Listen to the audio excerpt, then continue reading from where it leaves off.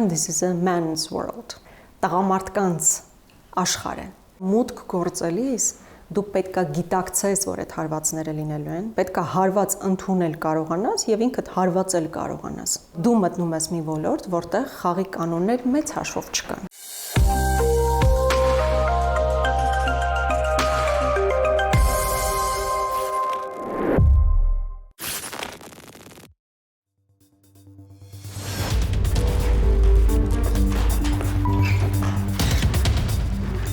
Ռիլ տեսա, որի վրա իմ խոսքներով գրված էր, դա լիճի միակ տղամարդը։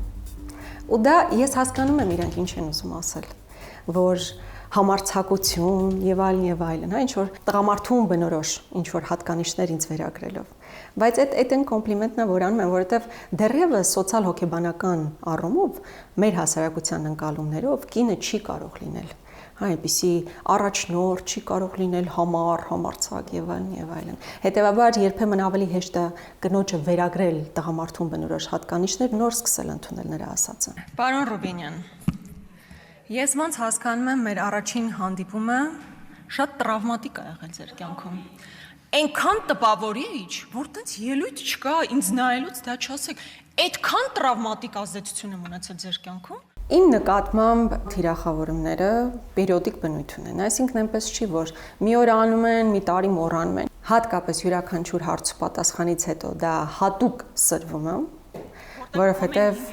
այդպես ստացվում է իմ եւ Նիկոլ Փաշինյանի այդ հարց ու պատասխանի բախումը որոշակի ռեզոնանս է առաջացնում,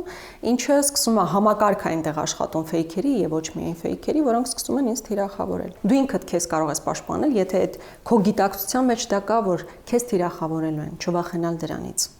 Իմանալ, որ դա լինելու է, որովհետեւ եթե դու չես գիտակցում, որ այդ թիրախավորումը լինելու է, իսկապես թիրախավորման առերեսվելիս դու կարող ես ուղղակի փլվես։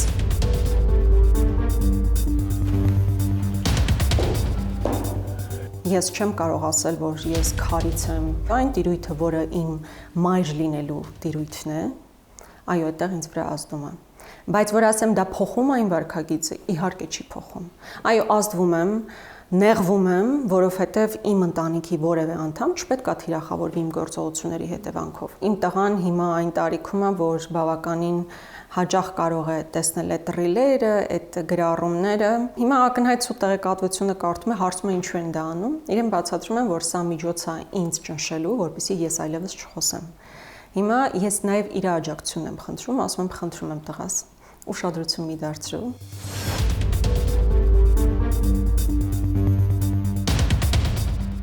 Վերջերս մեր ամուսնության 15-ամյակն էր, եւ ես գեղեցիկ post եմ անում, որ ի վերջո 15 տարին ամուսնացած լինելը մի ամբողջ կյանք է։ Ու այդ նույն օրերի զուգահեռաբար այդ fake լուրերով, fake կայքերով լուրեր ա գնում, որ իմ ամուսինը երեխային վերցրել եւ հեռացել է ընտանիքից, բաժանվել են եւ ինչ որ անհասկանալի բաներ։ Մարդիկ չեն ուզում տեսնել, որ երիտասարդ, որոշակի ակտիվություն եւ այլն ունեցող կինը պետքա